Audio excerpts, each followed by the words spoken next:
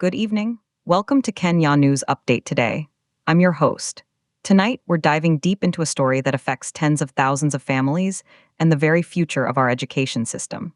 The Ministry of Education has just approved a staggering 150,000 transfer requests for grade 9 students moving into senior school. But this massive administrative undertaking comes with strict deadlines and is unfolding against a backdrop of serious concerns about preparedness and equity. Over the next 12 minutes, we'll unpack what this means for students, parents, and the nation. We'll look at the numbers, the deadlines, the challenges on the ground, and the human stories behind the statistics. Let's begin. Our first chapter tonight is the sheer scale of this operation. The Ministry of Education, under Cabinet Secretary Dr.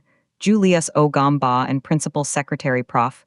Julius B. Talk, has processed and approved 150,000 requests from grade 9 leavers seeking to transfer to a different school for their senior secondary education under the Competency-Based Curriculum, or CBC. This is an unprecedented logistical challenge. To put that number in perspective, that's enough students to fill every seat in the Moi International Sports Center, Kasarani, nearly 3 times over. The ministry has set a firm deadline for all these students to report to their newly assigned schools.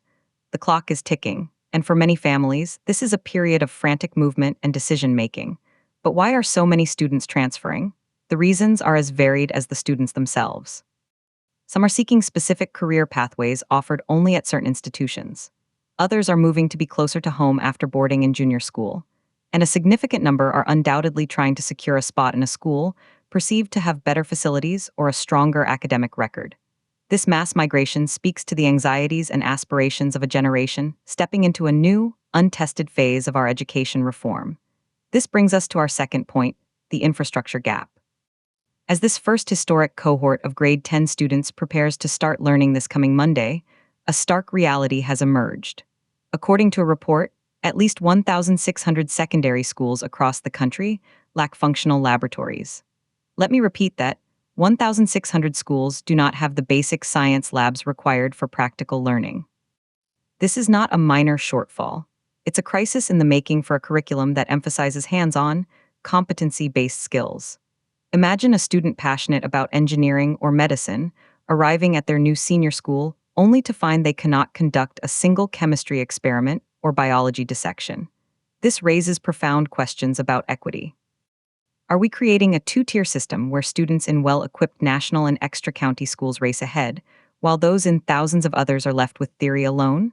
The government has championed the CBC as the great equalizer, but without labs, the promise of practical skills for all remains just that, a promise. The disparity in preparedness threatens to undermine the very goals of the reform. Let's visualize the challenge. We're talking about 150,000 students on the move, and 1,600 schools reportedly lacking a critical resource. To understand the scale, consider this comparison.